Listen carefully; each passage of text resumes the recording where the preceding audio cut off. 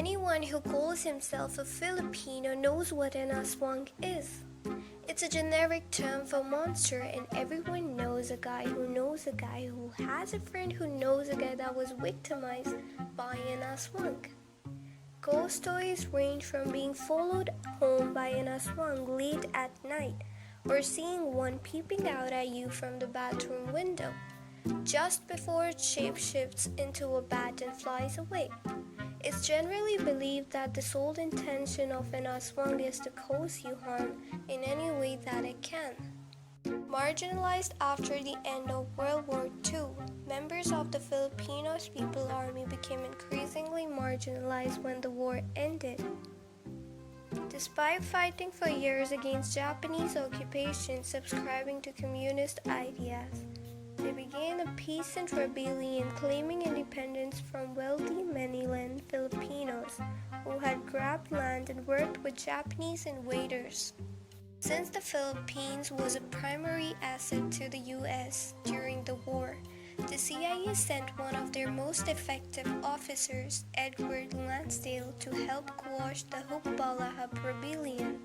Lansdale was an expert in psychological warfare and believed that the best psychological warfare method must be based on the socio-cultural belief of the chosen target. The CIA chose to exploit the Hug's belief in the aswang, a monster Filipino folklore said to drain the blood of humans. Back in the 50s, residents of rural Philippines still very much believed in and feared the aswang. So Lansdale took advantage of this. A unit of Hukbalahap rebels had taken up a prime position on a hill in Luzon. This was the perfect opportunity for Lansdale to deploy his cyber tactics.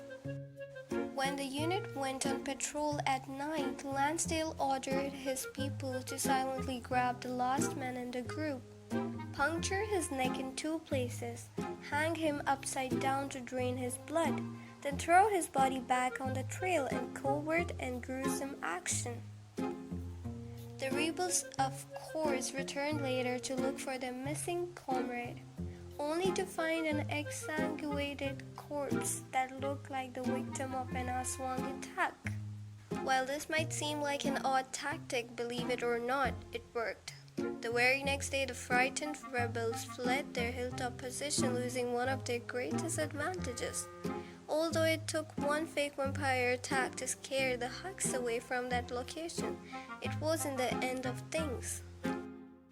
Lansdale deployed more cyber techniques such as painting menacing all-seeing eyes on homes and villages where he suspected Hukbalahap rebels were hiding in the night, and broadcasting messages from low-flying planes to make the rebels believe spies were in their midst. In May 1954, the Hukbalahap surrendered and the rebellion was over, and Edward Lansdale is largely credited with putting an end to it. While his fake vampire attack wasn't the only event to end the rebellion, it stands out as one of the strangest tactics used against Cold War combatants. And that's it for today's video. Hope you enjoyed it and make sure to like, comment, and subscribe.